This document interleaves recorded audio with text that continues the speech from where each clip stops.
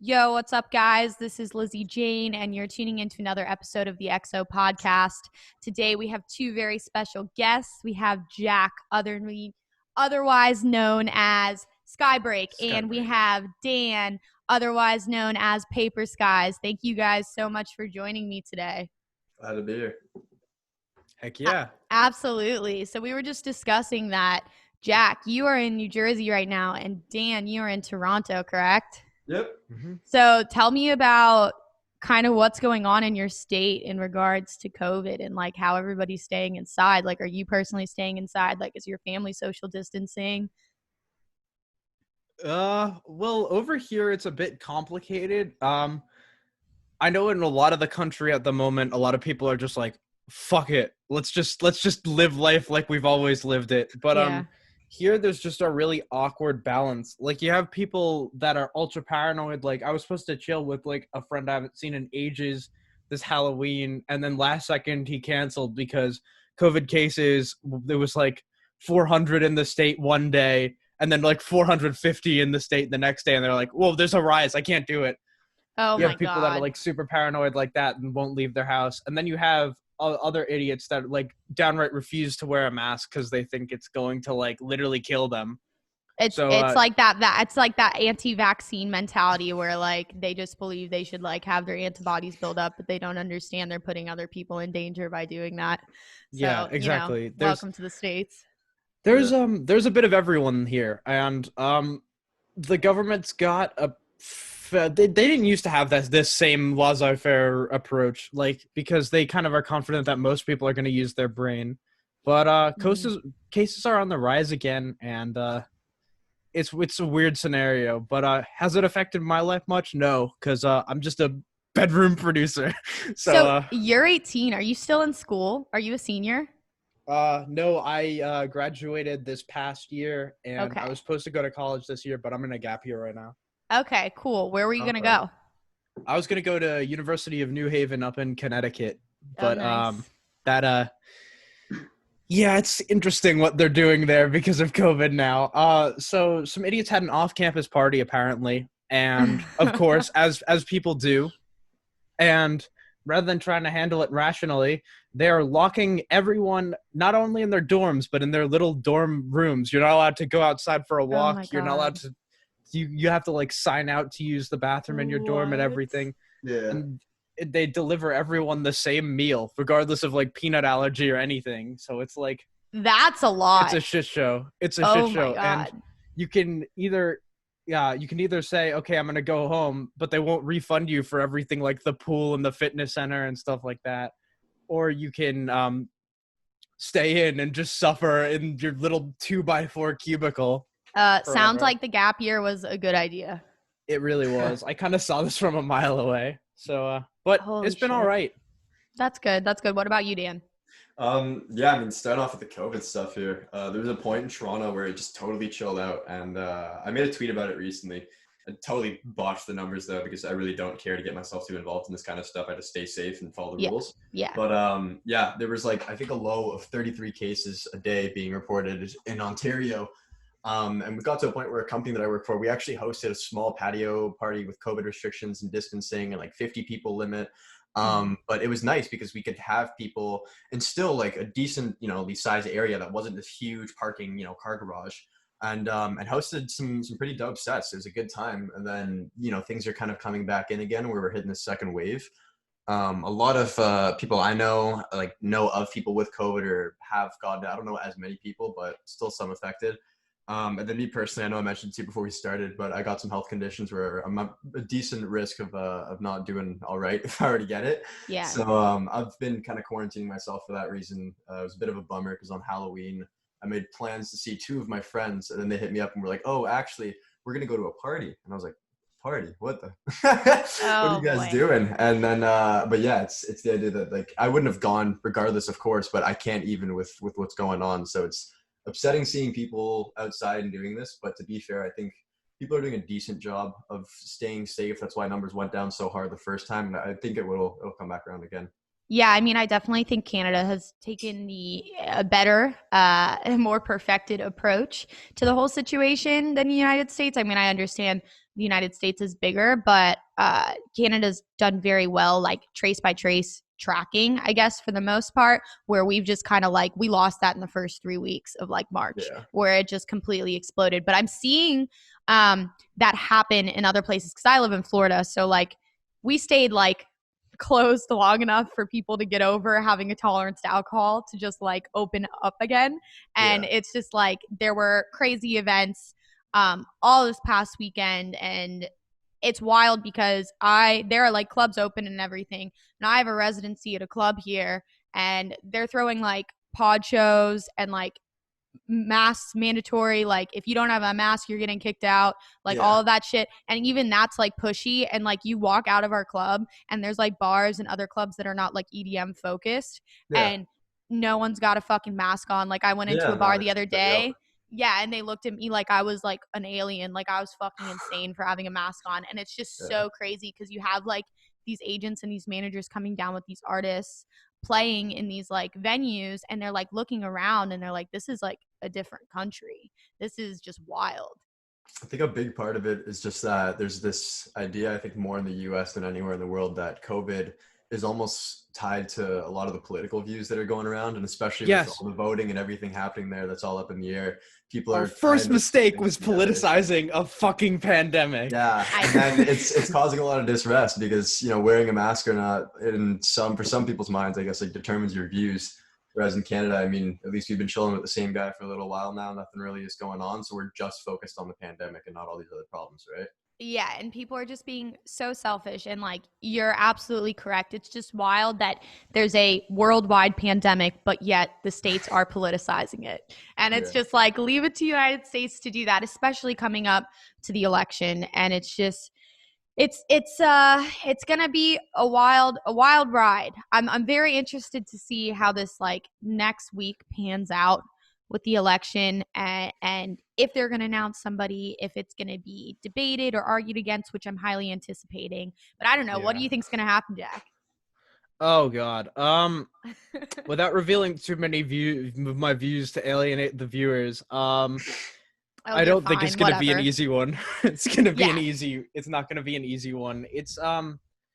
It's been a really, really stressful. Like I've personally have lost friends over this, and I wouldn't mind like maybe 2 years ago if you had a different opinion to me, like, okay, like whatever, that's your opinion. But this year, when clubs are opening up in Japan and China, like Asia, they had it down to a T. South Korea, people can go do whatever the fuck they want, slightly cautiously.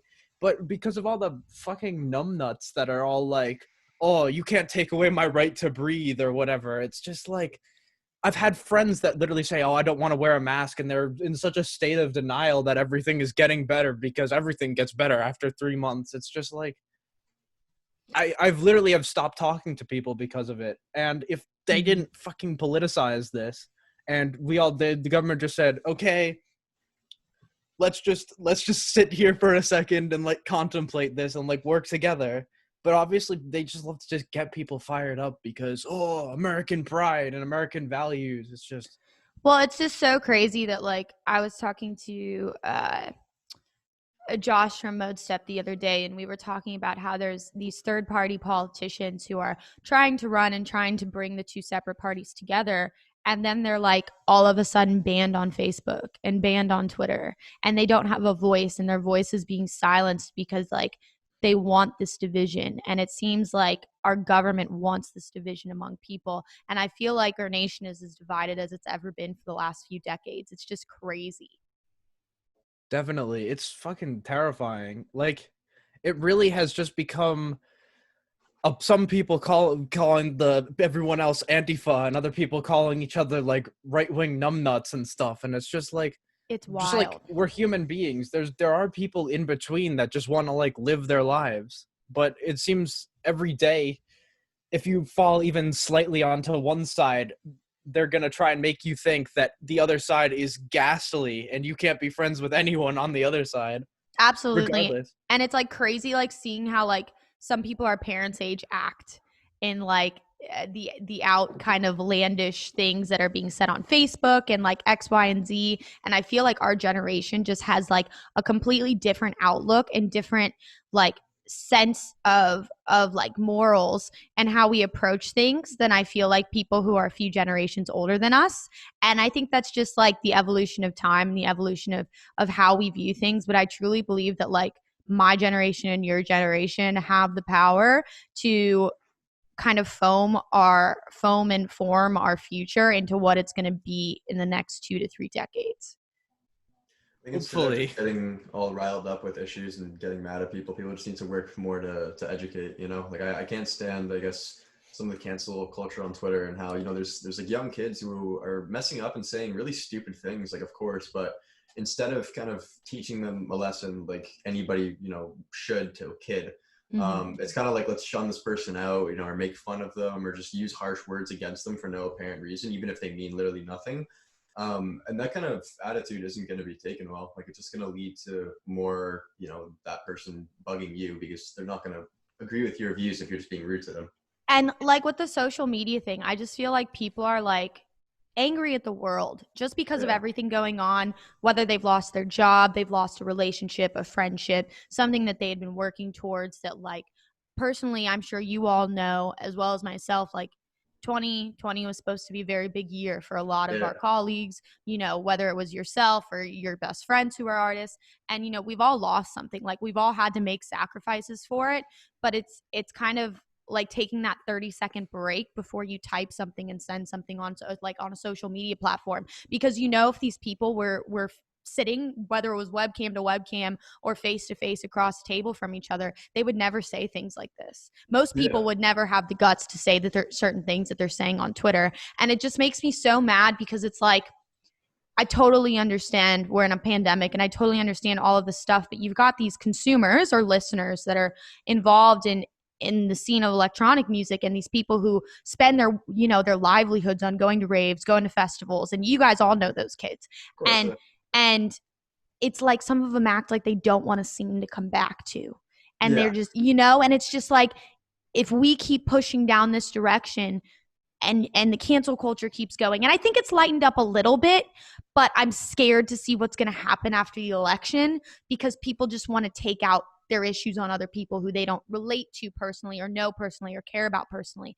And it's just like what Pat and I were talking about was the fact that there may not be a scene to come back to if we keep going down this road and we go, you know, we completely shut down again. And I feel like there's a happy medium that we have to find as an industry, because you look at like sports industries and they're open.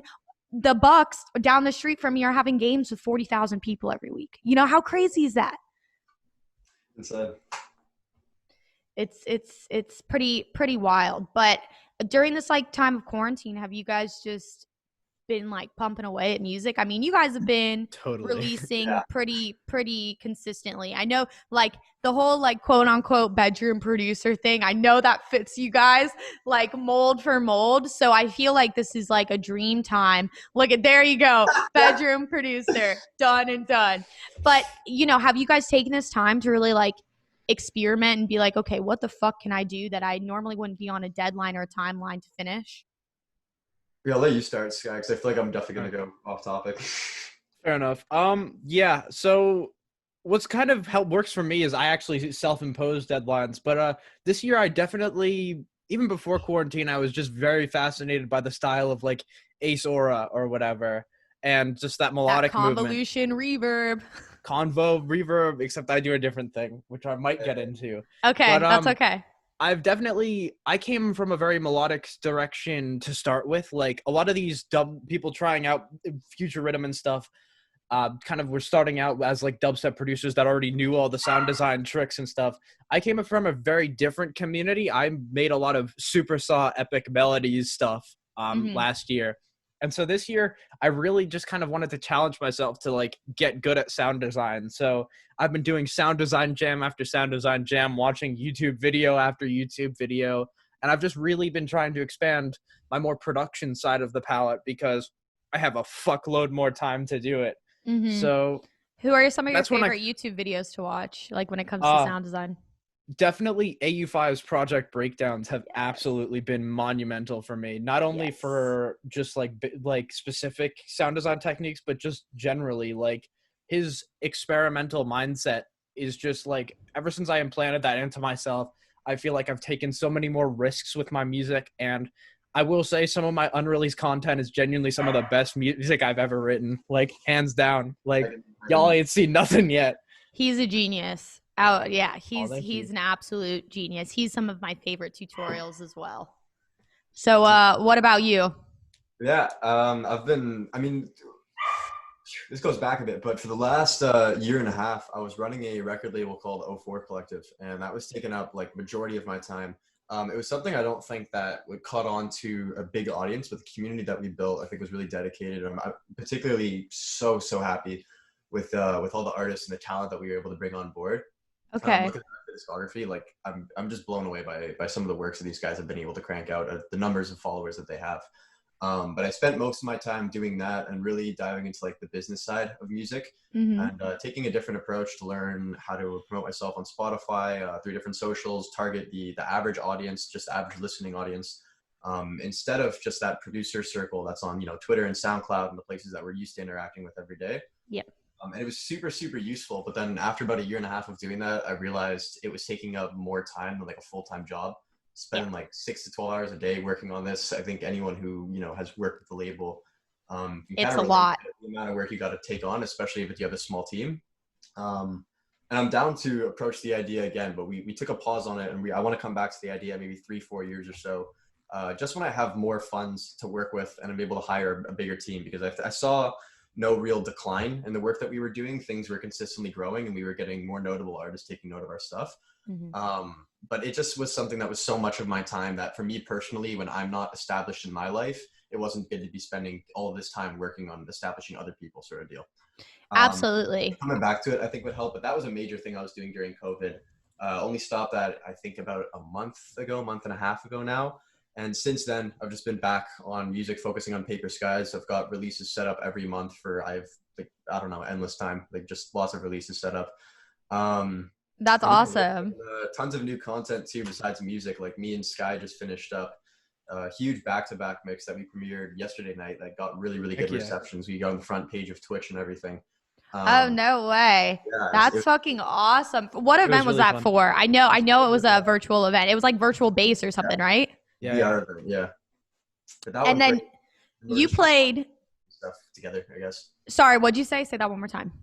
Just me and Sky have been working together, I think, a lot more recently, and just finding ways to kind of merge our styles and get new content out. Do you guys have like a collab in the works or anything like that? Maybe not.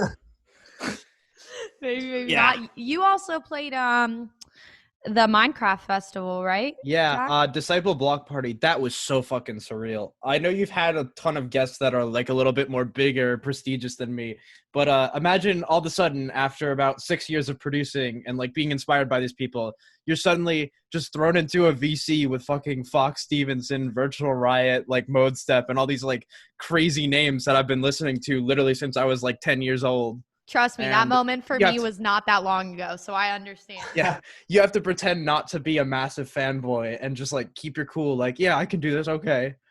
Yeah, it's like, I'm one of you guys. Don't worry, I blend right in. Like, without going into too much, it almost felt like I was wandering into like an area that like I didn't belong or something. But I'm sure that feeling will ease a little bit. But it just feels like, so it was just so sudden. Like, it just kind of felt like that moment was when all the hard work I'd been putting in kind of just exploded, if that makes sense. No, absolutely. I mean, that's such a huge achievement. I did a few of the, when live shows were still a thing. Disciple did the they did the Disciple Kingdom stops, and I played the Kingdom stop in Brooklyn with all of them, and I played in Orlando with all of them, and that was like super surreal. But you had an official remix from the remix competition drop for Oliver's, correct? Mm-hmm. Yeah, no, that's like super dope, and that's like a very cool way to get in with them, because Rossi and everyone who runs the label are just so sweet. And they're such good people, and it's like they're one of the only labels that are actually ran. I shouldn't say it like this. They're ran fully by artists. Like everyone from their A&R to you'll have people like Deadbeats and stuff who are ran and curated by artists, but they're not always artists who actually run the label, who are A&Rs who do marketing X, Y, and Z. But at Disciple, you've got people from Terra Vita, you have Dodge and Fusky, you have one of the members of Vandals, and that's like it. And then the rest of the artists just cultivate together, and it's almost like a collective versus a label that's very exclusive. And Sure. and it's really, really cool. And those guys are very happy for you because those guys are awesome to be intertwined with. And kind of going to that, I discovered Chime through Disciple, and you all both have had releases on Rushdown. Now, how was it working with Harvey? Was it dope to kind of connect with him? How did you guys kind of fall into place with his label? I was one of, I think, the earlier guys to get on that's still kind of around. It's not from the original roster that they had. I messaged Harvey like 4 years ago or something. I had an EP called the Skies EP, which looking back, not completely garbage, but the mix was like a throwout. And I sent that over to him. I was like, cool, dude, what do you think of this tune? He was like, I'm interested, but send more in the future. And then after hanging out in a server one day, I was just tossing stuff in VC. And I guess he was looking through our text channel, just happening to see what we were talking about without joining the voice channel. And he clicked on a clip of mine, which is like a website where you can just kind of upload your files. Yep. And he was like, dude, this is super sick. Got me in contact with Lone Moon, and then I did my first song with them. Yeah, I think it was 3-4 years ago now, called Cosmos. And I've been around since. Harvey is like one of the sweetest people in the world. He's wonderful. I know he was getting a bit of flack on Twitter, not too recently. Dude, fuck people. I hate all of them. Yeah, I just put out a tweet kind of defending him, not for the reason of being like, oh, like, all of you guys suck, like, why are you guys making fun of him? But just because I was so tired of seeing it, because it literally made no sense to me at all, having met the guy and spoken to him. And it was just like hopping on the bandwagon of cancel culture to an extent of like, here's someone who's worked so fucking hard and harder than most people. And for a very long time in this subgenre that everyone has turned their head to for so long until quarantine. Because what I think is very special about the music that you all produce and the music that Charlie or Harvey has tried to push through as Chime and then curating Rushdown is cohesive bodies of art versus the traditional, the rest of the song, but the drop doesn't really matter. And I think that was something that, because of festivals and clubs and X, Y, and Z, the upcoming DJ and artists always had a goal for bigger producers and bigger artists like Excision and what have you to play out your songs. So you had to make a banger track that kind of sounded like everybody else's, but was hard enough to get their notice. And now when clubs don't exist and when people aren't hearing the songs on huge PK sound, whatever sound systems, people are sitting at home just in chairs like we are now, and they want to listen to music that they can do work to. They want to listen to music that they can, study to, run errands, X, Y, and Z. And people don't want to hear nothing and then a really heavy drop and then nothing and then another heavy drop that sounds exactly the same as the first drop. They want to hear like a cohesive body of art. And when I came on to Rushdown, I was like, holy fucking shit. Because I come from like post-hardcore kind of tech metalcore stuff before I got into EDM. So all of that stuff is very harmony, technical based, music theory, knowledge based. And this was an equivalent to what I had kind of been into in other genres. And it's just really fucking cool to see all of these guys kind of start to come up.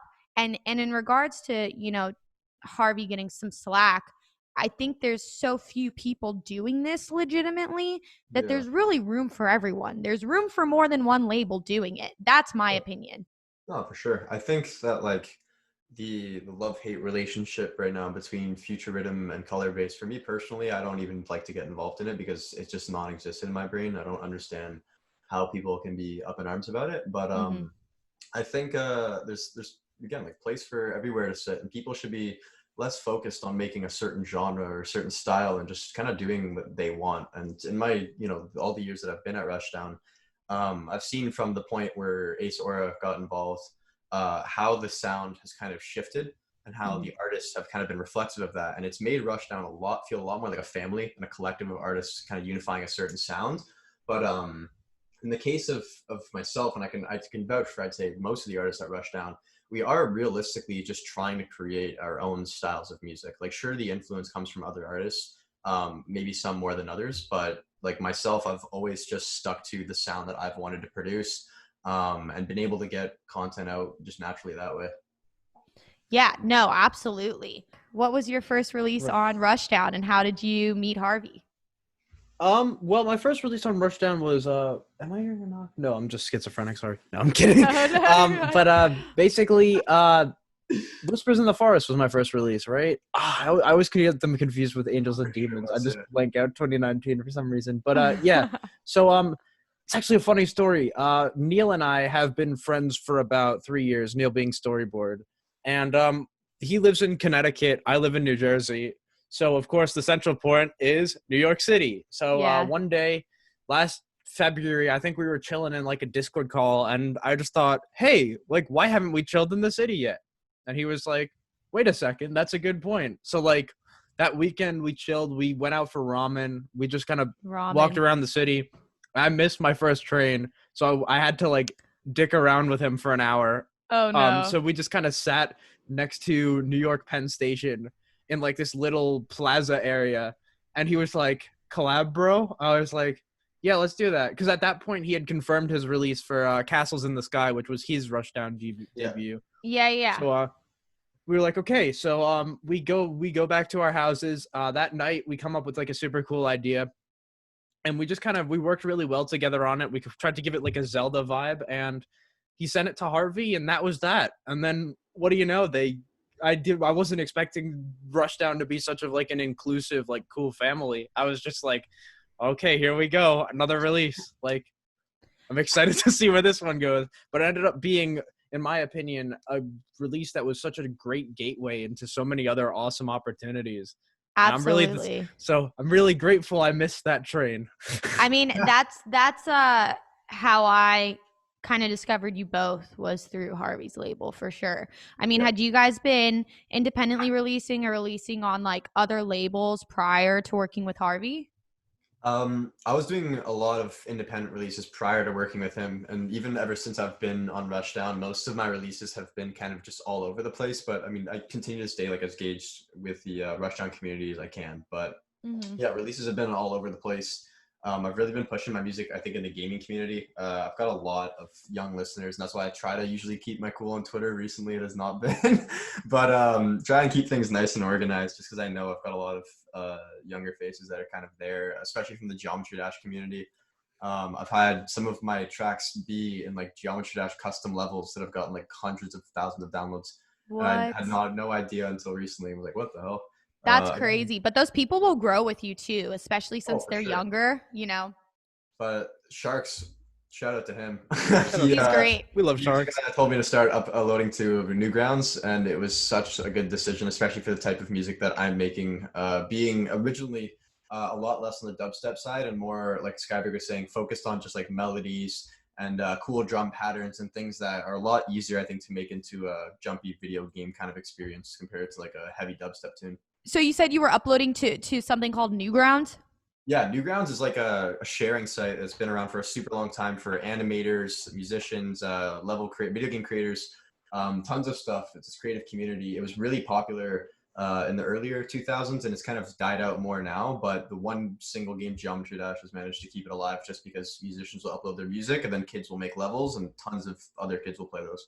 Wow, that's fucking crazy. My boyfriend just got a VR set up downstairs in our gaming room. Big gamers, and I don't know what he has, but you can create game levels in VR in the certain like game that he has, and that's really cool that kids can kind of handpick your music and do stuff like that. Because I feel like, I mean, I talked to Harvey Chime, and he would write music based on an individual level of the video game. Like he's written a lot based on like the Super Mario Kart games and stuff that he did when he was like a kid.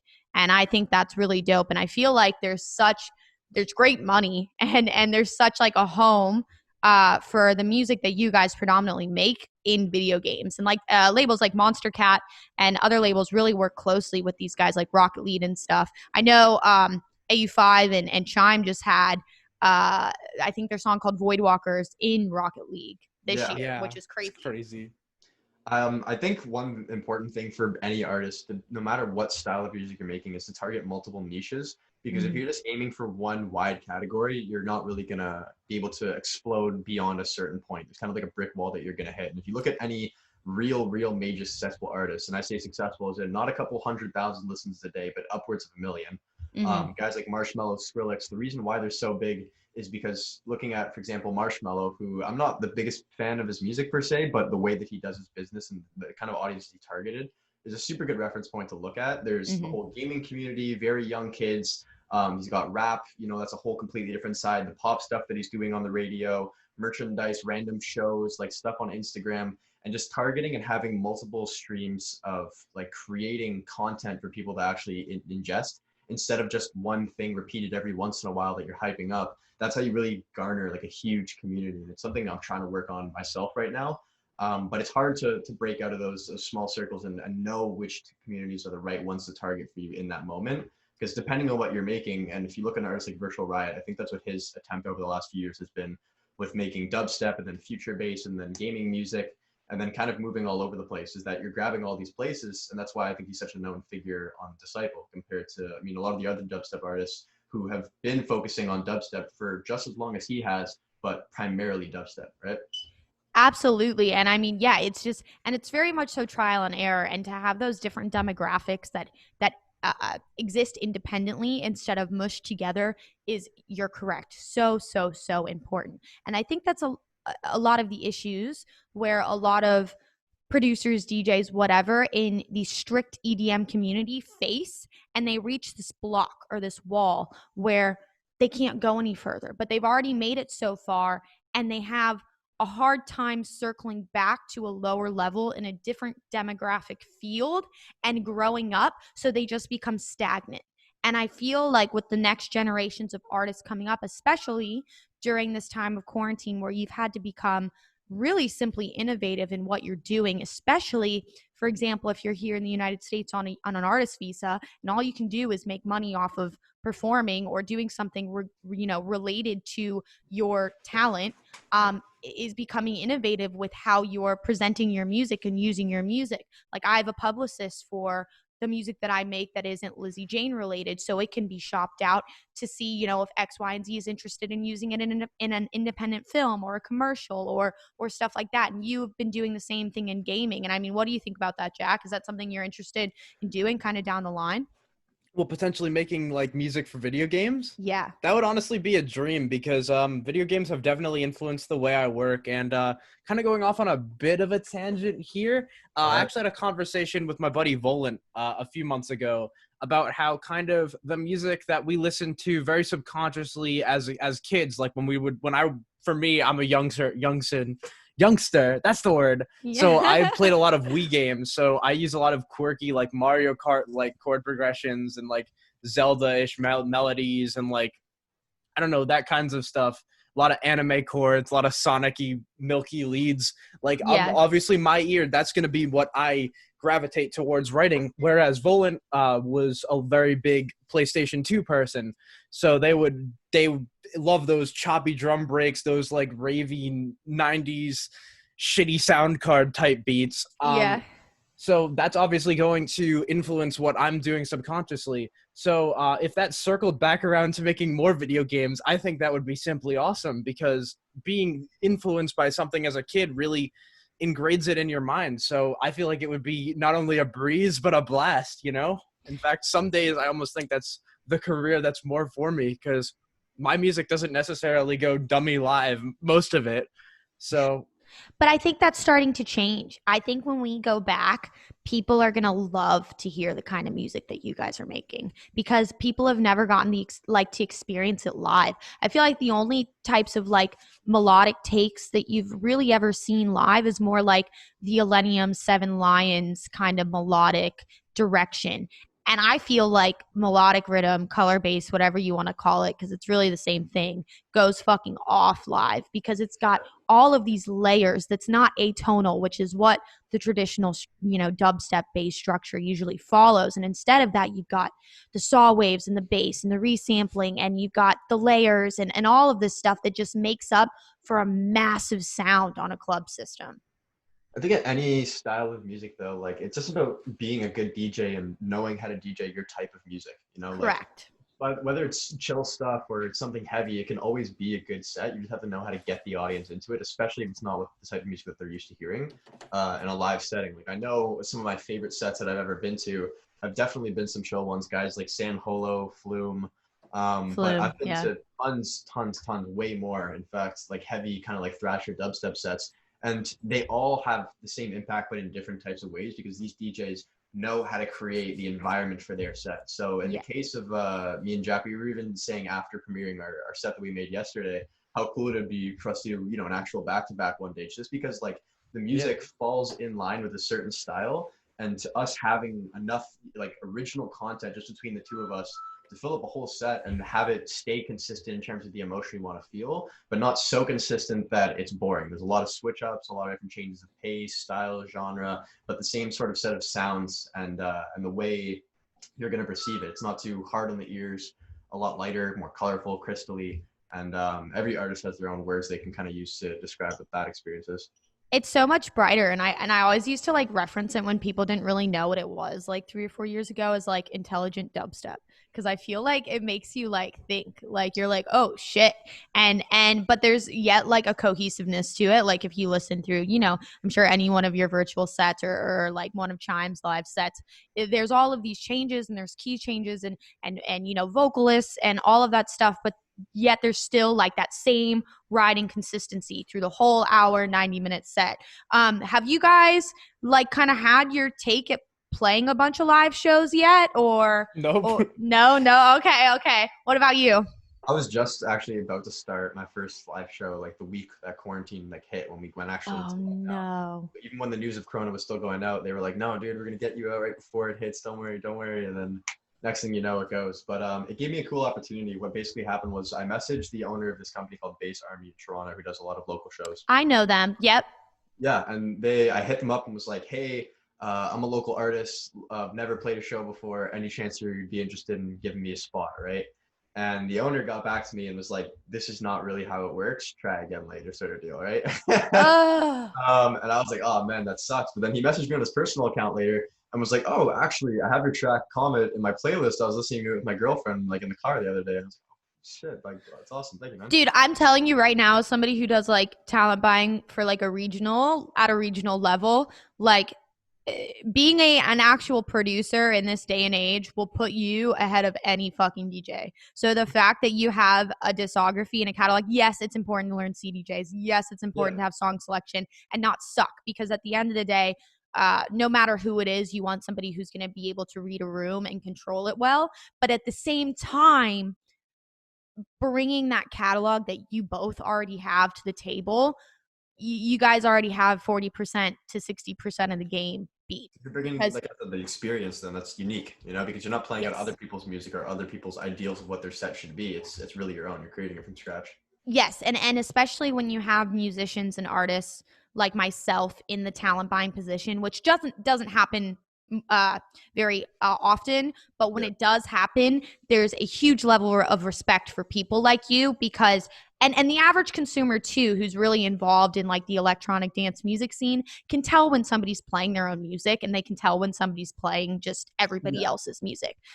Virtual Riot into Mode Step into Excision into somebody else, and it's just like you're playing a good set, but what makes you special and what makes you unique? And I think that's something that all of you guys on Rushdown and everybody on Halicon and everybody really on Disciple brings to the table, is the fact that you guys have curated your own set of sounds, which is what 90% of this industry never does. And it's really cool. It's really special. And I think your time of not playing live shows will change drastically once we kind of get over this mountain of a pandemic. Don't know when that's gonna be, but yeah, who knows? I'm glad tomorrow. Because I hadn't learned how to DJ before that, and I still don't have my own set of decks. So I really just messaged this guy being like, oh, I'll wing this, you know what I mean? Like really not understanding any fundamental of DJing. Yeah. But then when Corona hit and everything, the company was like, oh shit, what are we gonna do now? And me and one of the guys named Chris on the set, shout out to him, he's awesome. We put together like an idea of putting, online sets together, as those were still kind of like a rising trend before it was a consistent thing. And we figured out how to get that going and kind of turned parts of the company around by still letting a lot of artists have opportunities. And I played my first set technically online, so I've never done anything in person, which is good because I'd rather save that for, like, real special experience for me to bring out my friends and do everything. Yeah, and with like an actual crowd, not a crowd at like 25% capacity. For sure. So saving that time, I guess, for that. But the online sets have been great, and the company has been nice enough to let me borrow their like full CDJ set whenever. And I've had it for like weeks at a time, and I'll just throw down like tons That's of perfect. shit. I've been practicing like crazy, and I can't wait to actually show it off. Fuck yeah. What about you? Well, I could tell you about the first time I DJ'd about 2 years ago if you want. Okay, go for Let's it. just say it was such an experience that I only picked up, I touched the controller. It's somewhere over there. I had to clear off the dust because I was so fucking embarrassed. So I played a local show, food truck festival, unpaid, obviously. In fact, I'm surprised I didn't have to pay to play. And I asked, I show up, I say, all right, y'all got like RCAs or like XLRs like I can plug in, like to plug my controller in? And they're like, no, here's an aux cable. I can't wear my headphones. I have to DJ on a CDJ or not a CDJ, Pioneer DDJ SP2. I have to DJ on that. Only hearing the speakers, can't do any of my transitions in advance. I'm like, oh fuck. So I play my set, it's abysmal, and then my laptop dies halfway through. So it's just, I'm just standing there on stage like, nice. No. Because of course it took them like 3 years to take down the previous band and put me up. So I was just like, you know what? For now, and this is actually what I said. I'm actually really proud because at this point now I'm actually getting asked to DJ again. But I promised myself I am not going to touch this controller again until I'm good enough at music production that someone wants me to touch it. Absolutely. And that's like a great fucking motto to have too, because it's like everybody and their brother wants to be a DJ. They want to do it because they really don't understand the back end of it, and they don't understand the hard work that actually comes with it unless you're like a trust fund baby. And it's like a lot of fucking work. And the first thing that I tell people when they come to me and they're like, how do I approach this? What do I do? I'm sure you guys get those messages too sometimes. I'm just like, learn how to produce, because DJing is like easy as fuck. Like if you know how to count to 4, like you can DJ, and over time you'll get a lot better, and you'll like listen to sets of people within your subgenre, and you'll learn how to curate things. You'll learn how to make edits. But the hardest part of it is like getting into DJing and getting traction behind you, and then having people learn that you have no discography and no songs and no anything. That I think like kind of break that boundary though. I don't know if you've seen DJ Yusei B-Flow. No, I have not. Wait. Is he the one who does the routines, the chopping routines? He's the Twitter guy. Stuff, yeah, the Twitter guy. Yeah. No, I've seen him. See, but I look at that different. I look at that almost like a modification of vinyl, because there's very few people who do routines like that. Subtronics being one of them, where he doesn't really do routines like he used to. Cod Dubs is one of them. Al Ross sometimes does does the routines. Squinto does the routines. And I feel like that's a different level of art. Whereas you look at the typical DJ producer and they've got their edits, they've got their cues set, A, B, bring in the next track at B of the last track. And that's all it is. But when you have those guys who are running 4 tracks at the same time and they're taking, beat 2 of this track and beat 4 of this track and the pickup note on the other track, and then they're throwing it all together and they're EQing everything out, that's a different art in itself. And I respect that a shit ton. He was actually one of the first DJs I've ever met before. And one of the first people that's into EDM music in Toronto that I've kind of met. Oh, he's in Toronto. Yeah. So when I've got involved with the company, that was my first step into really meeting anyone in Toronto who was into EDM music. Like I've kind of gone my whole life just doing it independently because I enjoy it. Just working away at my own music, but not having anyone to kind of share the experience with, at least locally. Yeah. But going there, I met so many people, and he's under the same booking management as me with Bass Army and everything. So we're all working with him. I actually, after that story I was telling earlier, got hired really shortly after as the graphic designer for Bass Army. So I do all their posters and everything now, which is great because it gives me an opportunity to kind of help network my friends into possibly doing something in the future in Toronto. But meeting him, I think right off the bat was insane, just for the reason of like, he showed me how, DJing can be more than just DJing. It can be an art as well, right? And it's inspired me to, especially when I have the opportunity to have the decks here, I'm just sitting on this table, just actually spend time to learn it as an art, and not really something where you're just setting up your cues, transitioning from one to the other, and trying to just force myself to work outside my comfort zone and getting comfortable with it, throw down these quads that I might not be ready to do yet. And just fuck around. Honestly, he's been great. I'm really happy to see guys that, like you said, aren't into the production stuff 100%, but finding ways and finding those niches to market themselves and really explode. Because he's gone from, I believe, a couple hundred followers since I first met him to like 5K on Twitter in the last month or something. It's definitely like a niche concept. And I think that stuff, like PopCon's a prime example of that, is where like you're seeing these guys who would normally not even get the time of day, because we're in like quarantine. Everybody has their eyes on Twitter, their eyes on Instagram, their eyes on Facebook, TikTok, whatever. And they're giving these opportunities to people who are just creating good content, because at the end of the day, so few people actually create good content and like engaging content and educational content. And I think it's really cool. Like I know, Jack, you do like some tutorials and breakdowns on YouTube, right? Heck yeah. I also do weekly Twitch streams, and that has been integral to bring up my brand. Okay. Have you seen like a cool back end response from that? For sure.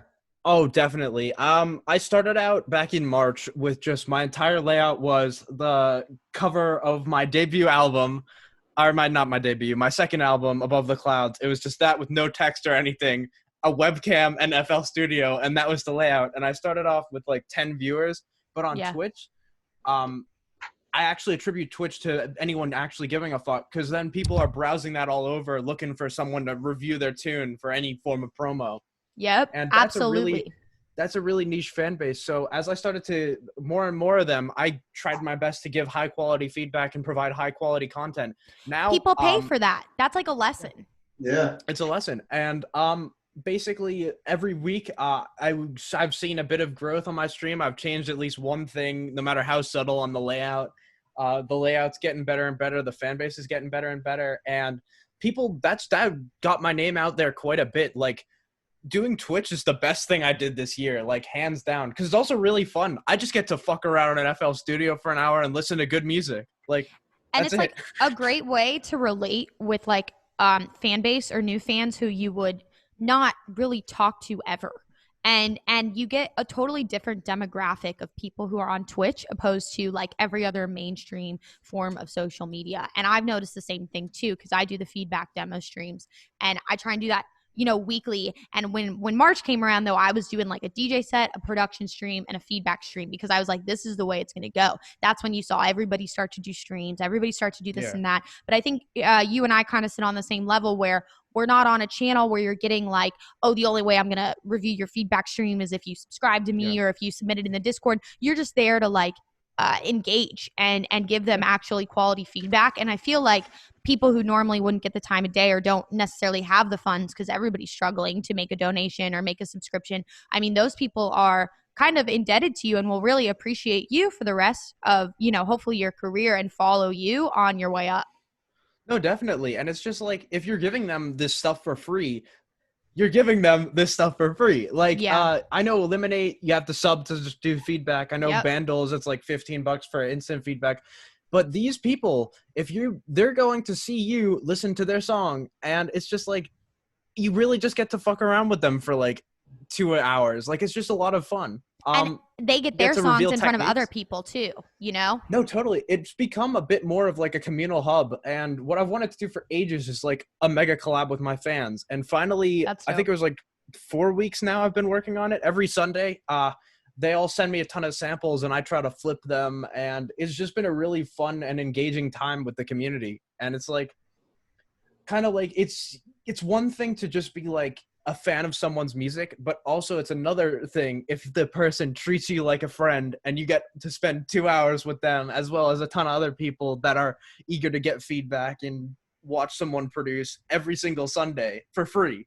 Like, I find getting fans is a lot more important than $15. Yeah. Sorry, don't at me. No. I definitely agree with you. And I know everybody's in like a different position per se, but at the same time, like you're creating these relationships with people that are like endless. But that's really cool because Definitely. I've seen a few people do the whole like send in samples. I'm gonna make a song with it. But going into kind of like that, like do you guys in your workflow, do you guys predominantly use MIDI or do you use like resampling or basic samples, or are you guys kind of a very even distribution? I know the answer might be different for the both of you. Yeah, I'd say it's having worked with Sky, like I'd say both our processes are pretty different, and that goes for really everyone at Rushdown. The one thing that I mean bugs me a little bit, it's not really a big deal, but every time I do one of my own streams, which is not as often as Jack's, his are like top quality compared to mine, and they're ridiculous. Aw. But every time I stream, people Yours are are always asking the same awesome. question of like who or like what how do you make the color based sound, or like what's the secret to making color based. And I'm like, there isn't like a secret. Like the way having, okay, so me, I've seen Ace Orris process, debuting a little bit with him. Jack and Sharks, those are the guys I really have like direct experience with. We all process our sounds very differently, very differently. Like the whole convulsion thing that you mentioned at the start, I know Jack kind of pointed that out. Like that is something that me personally, I've never even touched or delved into. I don't really use vocoders ever on my stuff. Yeah. For me personally, a lot of like phasers and things like that. But a Okay. lot of my comes from MIDI, straight from the VST. Resampling only typically for the purpose of taking that sound I've made and then resampling that sound to go manipulating it. But I try to usually for all my tracks, and I know it's ridiculous. I'm just the guy who will like go through and spend way too long on every individual sound just because I'm picky with it, and it ruins my workflow a lot of the time. It's why in the past there have been huge gaps in my music, but I'm learning to still spend that amount of time on a sound but not let it completely destroy my mood an hour in and just not keep working on the music, right? Yeah, absolutely. What about you, Jack? Yeah, similarly, kind of. I don't spend too much time on each sound when I'm actually working on the track, but what I've found is really fun is do a ton of weird shit when you're in the mood to, like, because you're kind of like twiddle random knobs, throw a recorder on the master, see if you get anything good. I know I've been messing with Harmer and Razor a lot lately for that. And just build up an arsenal of those really cool tiny bits, because when you're in that kind of analytical sound designy mood, that's what you want to do. Mm-hmm. But then when you're actually sitting down and trying to write music, like a song someone's going to listen to, you're not going to, me personally, I don't want to sit down and be like, all right, here we are at the drop, time to sit down for 2 hours and make one sound, the drop sound. Yeah, you know? yeah. So instead, I've kind of built up this massive folder over the past year of just sound design jams, dumb resampling, little glitches, percussion things, just like these little building blocks that I can kind of drag into a track, layer a ton of with each other, and create new sounds. And yeah, of course, I process the fuck out of them after I drag them out of the sample folder. But Yeah. it's not like I'm completely shaping a sound from scratch. So I guess my workflow is a mix of sample manipulation and MIDI, because obviously I'm also a big fan of like the twiddly lead solos and the big lush chord stacks, which are obviously, you can only really do that in MIDI. Yeah. But as it's just for bases, an efficient, it's just an efficient way to approach your workflow. Yeah, no, definitely. Like, no producer except Dan, and Dan's a wizard, is infinitely in the same mindset of let's make this song the most technologically brilliant song ever, and let's write an emotional, heartfelt song. Like, those moods never come to me at the same time. Correct. So to kind of interrupt one thing to do another is just like, well, what the heck's the point of that? And then you like lose the trajectory and you lose the momentum that you previously had. I kind of approach it the same way as you, with having sound design sessions and saving them in folders per subgenre, and then moving on to when I'm ready to write, I'll have my drum grooves already done, and it's like, okay, now we can start placing things like a puzzle. Yeah, part of the reason why I stopped streaming so often was just because of what Jack was mentioning of like, whenever I would stream, it would start off as something if people have been like, oh, Paper Skies is going to stream, I'm excited to watch this because it's the shit that I can learn. But then people realize how slow I work almost, you know what I mean? And like, just like, I was in a call with someone yesterday and they were like, only an idiot would spend like 5 hours on just a snare or something. I'm not going to say I spend 5 hours. No, they're so wrong though. People are unrealistic. Time, it's like, I don't know. I like to spend a lot of time on those things and it kills the workflow for sure. But I like going super in depth with things. I know like you were mentioning earlier, what YouTube videos do people watch and stuff. Like me personally, I kind of never grew up trying to take too much influence from videos and stuff. I've learned mainly from either the producers I've been surrounded by, or just reading through plugin manuals and stuff, because I try to, for every plugin I own, to just read through the manual and learn exactly what everything does, and then Absolutely. kind of like science and wording behind it, so that if I ever am in a call, with someone who's a bit more technically matched, I at least know what I'm talking about, right? Yeah. That's really the only thing that I have any technical competence in. Like, I don't know anything in terms of computers, like hardware, nothing sciencey. I fucking flunked the courses almost in high school. Yeah. But when it comes to the science of music and sound design, mixing and mastering in particular, because I spent a whole year just focusing on mixing only in particular, which is why I didn't drop anything for like a year. There's a lot that came with it. So the process is generally like try and make something nice, but still spend a lot of time on it. And even if a song I release sounds minimal and maybe, nothing too complex, I hope people are able to somehow hear the amount of work that goes into it. I'm not producing for the sake of being like, wow, look at this, It's more just, I make music I like, but I put effort into it just because I want to. There's no Absolutely. And I don't think there's anything wrong with taking time in it, because like you only get one song, you know what I'm saying? Like that, I mean, you get more than one song obviously per project, but like that one song is done when you release it. It's done. And if you want to take 10 hours on the snare, take fucking 10 hours on the snare. Like, it doesn't matter. And I think that the issue with that is like a lot of people really want to learn how to do this, but they don't understand the work it actually takes to do it. And when they see like the slow workflow and the slow this and the slow that, like some people take 2 years on one song. Some people open up projects from 4 years ago and they, well, this sucks, but that one sound is cool. So I'm going to reformulate the whole entire project around this one sound. And it's kind of like, what I think has been cool about this time in quarantine was it's opened that like unrealistic expectation of what producers actually do, to be like, hey, because I've even tuned into like Eliminate's production streams, Peekaboo's production streams. Nobody's writing shit quickly. They'll be on there for 4 hours and they're writing about 16 bars of music, which is really pretty realistic in an average, compensation of how long it takes. So what, you, Mr. Dan, said you have, pretty much a song a month coming out, right? Yeah, I've got like releases. I mean, so this is going to come out in December, right? Okay. Yes. Yeah. This is coming out in December. Okay. So by now, wow. So I guess by now my Ophelia release would have been out. I got in contact with them recently. It's going to be on their Advent compilation. No way. Congratulations. We'll make sure it's in December now, because I know you can't say that shit before it's out. Yeah. But that's huge. Oh my gosh. Yeah. Hopefully the country will still be intact. Hopefully Canada's still attached to the United States. Pray to God. Yeah. But that's awesome. That's so dope. So that's coming out in November. Yeah, I sent them a remix for the 7 Lines remix competition. Yes. And there was like, I believe 3 rounds of voting for that. And we spent an endless amount of time working on that remix, just going super in depth with it. Yeah. I'm super happy with how it turned out, but it got turned down in like the first round of voting. Like we sent it in, like the deadline, like 30 minutes before it was due. And I remember after that 30 minutes, when they started reviewing submissions, like 10 minutes into it, it was out. And I was like, oh, okay, well, I guess I know Ace's did too, and his was so good. But then they messaged me and basically said, hey, we really enjoyed your remix. We just didn't think it was a good push because it has 3 artists on the remix thing. And that would make it various artists for the compilation and not like, the way they would want it on Spotify. So I was like, okay, that makes sense. And then they offered me an opportunity for that. I sent them the song, they enjoyed it. And now that's happening. Fuck yeah. If this is December, then there should be some upcoming news of some possible Rushdown stuff, I believe, around the corner then. Wonderful. Good. Happy to hear more stuff on Rushdown. What about you, Jack?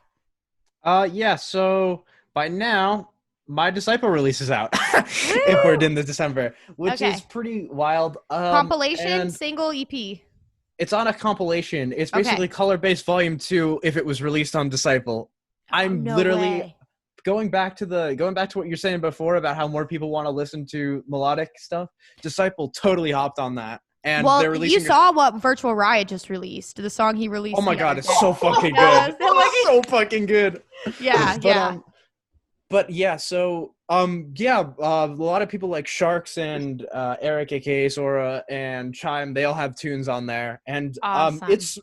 You would listen to it and you'd be like, wait, this is Disciple? Like, it's pretty crazy. So that's coming up, but by now it's been out. Yeah. Also, my Buygore release with Christian Hayward is probably out by now. Pyro?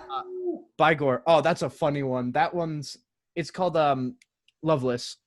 Okay. And that's on their Fresh Blood Volume whatever compilation. Sick. New people on the label. It's Nice. hilarious. The rest of the album is just tear out stuff that goes live. And then all of a there's sudden you. you got this. And all of a sudden you've got this massive black sheep that's just like, here we go, chilled out microtonal melodic rhythm. But as for It's things gonna stand out. But as for things around the corner, as that, again, Rushdown will be announcing something I am a part of, and after that, I don't know. I've got a ton of remixes, and I actually poured a lot of my heart and soul into this little project. I'm not going to get into it too much, but that's a pretty big deal. I think those are 4 of my favorite tunes I've ever made. They kind of focus on melodic rhythm. They've got, although the last song is something completely different, and it's just it's really good. I'm really, really excited for that to come out because I kind of felt like that was a bit of a reinvention of my sound. Like I started these songs way before tunes like Waterfall, the Disciple thing, and the Oliverse remix. Like some of these tunes I started before then. So to me, that was like the new beginning where I kind of figured out what I want to write, what it is. And yeah, that's going to come out. And I put literally so many fucking hours into each track. So. Oh, that's so great. Hopefully people like it. I'm sure they'll all love it. Well, you guys have like such promising futures ahead of you. I'm really excited to kind of keep moving forward, and there will be like a light at the end of the tunnel, and hopefully you guys will be on some touring circuits in the next few years, which will be really fucking dope. I'm sure it'll happen regardless. But Dan, Jack, thank you guys so much for coming on. Please, everyone, if you haven't checked them out, check out their music, Skybreak and Paper Skies, massive releases. Thank you guys so much for coming on the EXO podcast. I hope you guys have a good day. All right, goodbye, everyone. See ya. Bye-bye.